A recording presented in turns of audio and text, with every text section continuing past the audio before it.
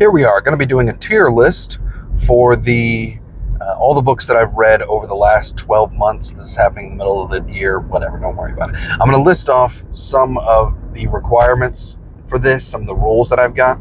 So basically, I have, every time I finish a book, I give it a ranking on a scale of 1 to 10 as soon as I finish that book. So these are my initial reactions to the books as soon as I finished reading them, and I base it off of how entertaining the book was overall. So if the book, I can recognize that the book is like a way better book and it's the best book on the list, but it wasn't necessarily fully entertaining as I was reading it through, it's going to get a lower ranking. I'm going to redo this list in a few months, maybe a few weeks, and put a more accurate where I would rank these books overall. Put that up online. So starting off, in June of 2023, the first book that I read was With the Old Breed by Eugene Sledge. This, war memoir. I totally understood after reading this why so many people consider this to be one of, if not the greatest war memoir ever written. It's about the war against the Japanese during World War II, specifically, the Americans.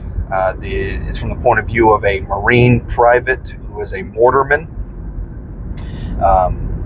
And it's absolutely brutal. It was absolutely insane, depressing, dark, just some of the goriest stuff you've ever read. And the fact that it's all true makes it even more sickening reading these things. Because Sledge was not afraid to talk about things that a lot of other people who write war memoirs seem to be very hesitant about writing about. So I ended up giving With the Old Breed a 10 out of 10, which puts it firmly in S tier. And I got a little worried because I was like, man, if I'm going to rate this a 10 out of 10, am I going to rate every single other book that I read after this a 10 out of 10 just because it's fresh on my mind? And no, that was not the case. But they did get ranked a little bit higher. Some of them even got ranked a little bit lower than where I would put them now in hindsight. But moving on, the next month I read Blood Meridian. Oh boy, I went from one graphic and violent book into another graphic and violent book. And this one might make some people upset. This one might make some people upset because it comes down to what I was talking about me ranking it based on how entertaining the book was. Now, keep in mind, things like the violence against children, the violence against other people and innocents, and even the language being used necessarily, those things didn't make me go, oh, this was boring, right? Just because I wasn't fully entertained by something doesn't mean that I thought it was boring. I ended up ranking Blood Meridian, I gave it a 9.5 out of 10. Now, I'll just go ahead and tell you, in my, hindsight tier list that I'm going to be doing, it's going to be a 10. Because it is a 10. It's one of the most amazing books I've ever read. It's definitely the best book, I think, that I've read on this entire list. The reason why I gave it a 9.5 out of 10 is because you will have some difficulty reading it. And when you have difficulty reading something, it's going to kind of pull you out of the story a bit. Right? Like, for example, Cormac McCarthy learned Spanish to write this book. So there's entire sections that are in Spanish. They're not translated in any way, shape, or form. Right? So if you want to know what's being said here, you're going to have to kind of stop and Google Translate and do all that stuff to figure out what's going on. But keep in mind, you will get some spoilers because this was written in the 80s before Google Translate. So unless you spoke Spanish, you just didn't know, right? You were just kind of confused during that part. Also, there's the fact that Cormac McCarthy abhors punctuation. Right? There's no quotation marks. There's hardly any question mark. I don't remember any question marks, right? Like it's all just paragraph after paragraph after paragraph. There are sentences in this book. There are sentences in this book that are like 500 words long. It's pretty insane. But yeah, I gave it a 9.5 out of 10 just because it was a little difficult to read. But I am able to recognize that this book is absolutely beautiful. Next up, I read, or rather finished, Jurassic Park. Oh boy, another one that's going to ruffle some feathers. I will still stand by this when I say that I have no idea why so many sci-fi booktubers rank Jurassic Park so highly on their lists. It doesn't make any. Almost every sci-fi booktuber that I've looked at, when they're ranking their top sci-fi books, right, they put Jurassic Park in like their top 10, their top 5. Some people even say Jurassic Park is the greatest science fiction book ever written. I can't do it. I can't do it. Like I said, I finished this book. I didn't read it during this because I had already read about halfway through it years before, and I just couldn't finish it. Why couldn't I finish it? What were my problems with it? It just had so many. Anyways, I'll go ahead and tell you what I ranked it. I ranked it a 6.5 out of 10. A 6.5 out of 10, which puts it firmly in D tier. And the reason why I ranked it so low is because it has a lot of problems. Right? Keep in mind, it is creepy, way creepier than the movie. There's a lot more action than the movie. A lot of the characters are better than they are in the movie.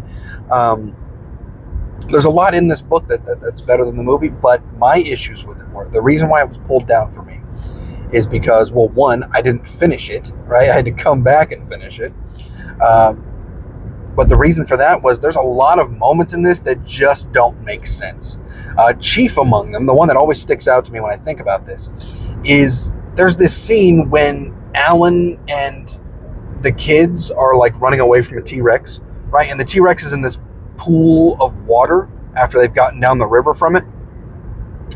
And they kind of get out on foot and they're walking along the banks of this river.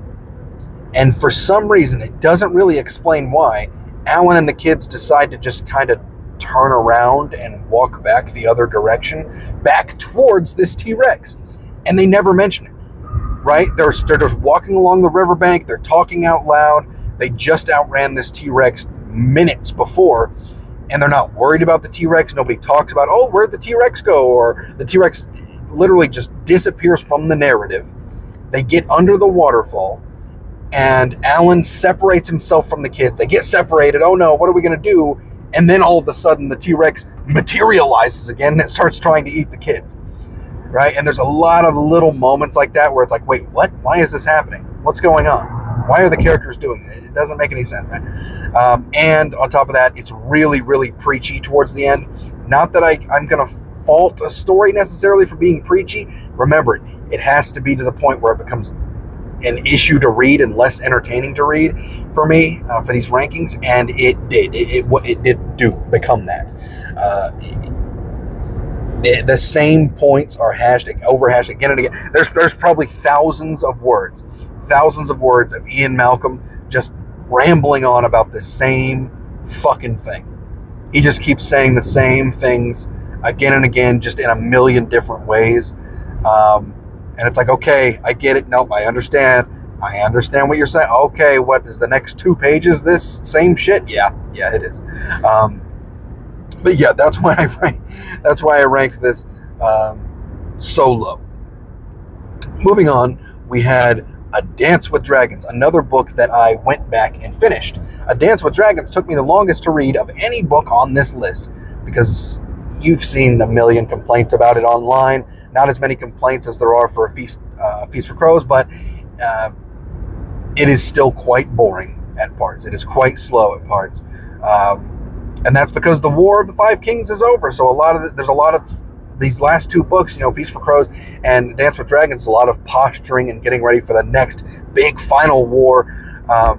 So it is kind of slow, but I started reading this thing in the Army back in like 2017, 2018, and I didn't finish it until 2023. But I did finish it. I'm glad I finished it. Part of the reason why I wasn't in a rush to finish it is because I knew George was not even close to finishing Winds of Winter. But we all know that Winds of Winter is going to be announced in October of 2023, and it's going to come out in December of 2023, right? Right? We all know that. It's for real this time, right? I ended up giving it a 9 out of 10. Red Rising I started Red Rising, And good Lord, am I glad I started Red Rising, because if I didn't start Red Rising, I was going to start that like Throne series, the Throne of Roses or Court of fucking Owls or whatever the hell it's called. And I think that's like basically porn. And so I don't know how I would have felt about that.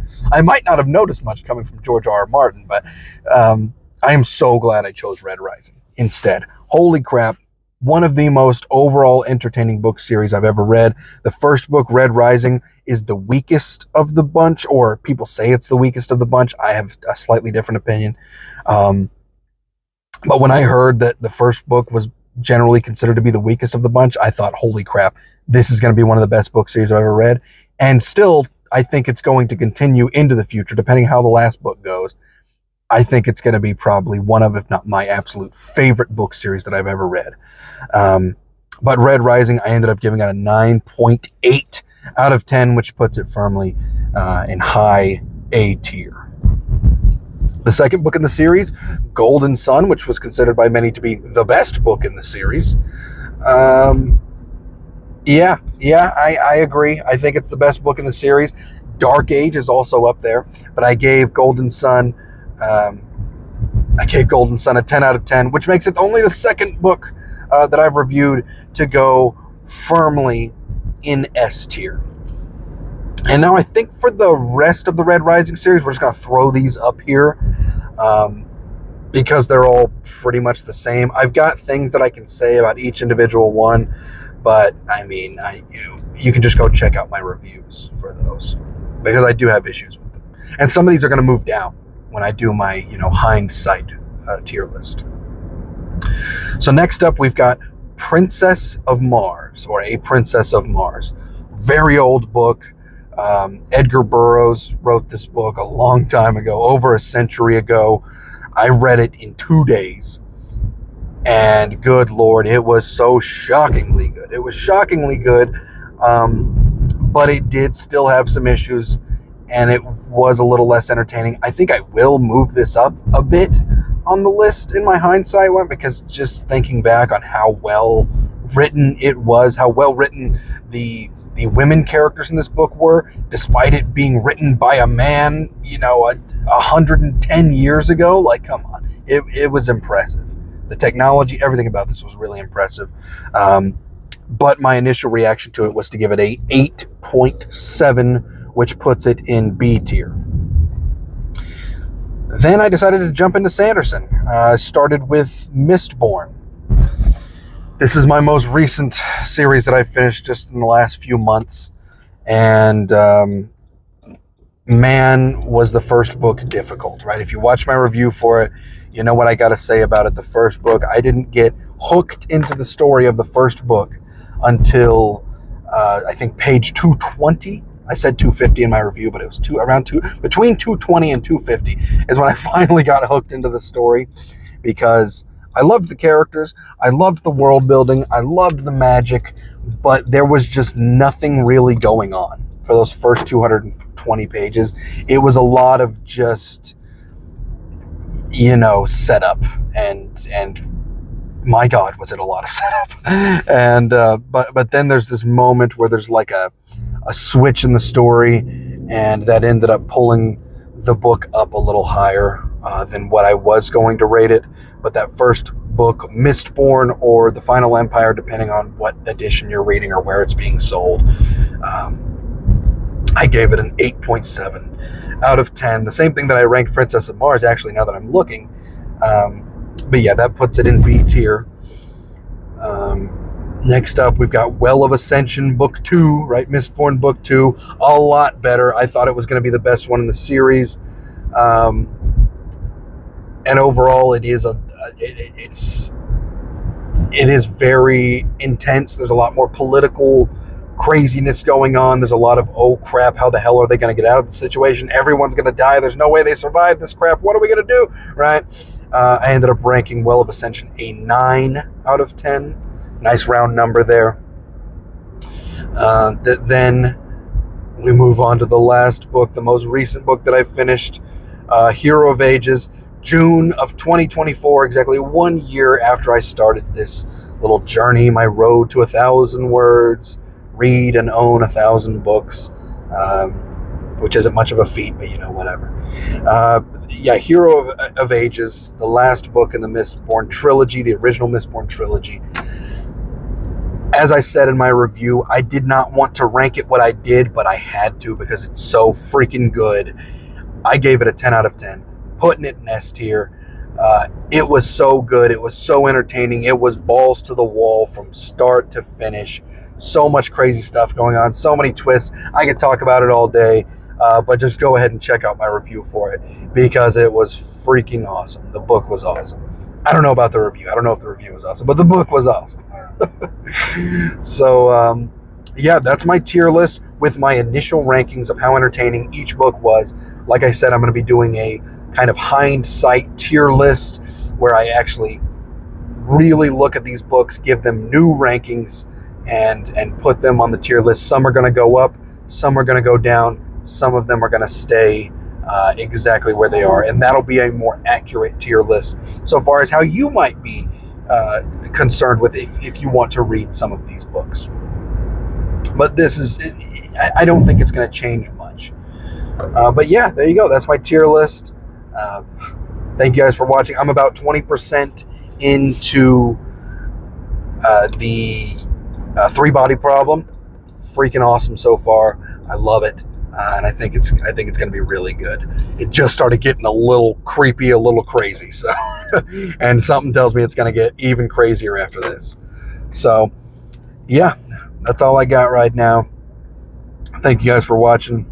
Adios.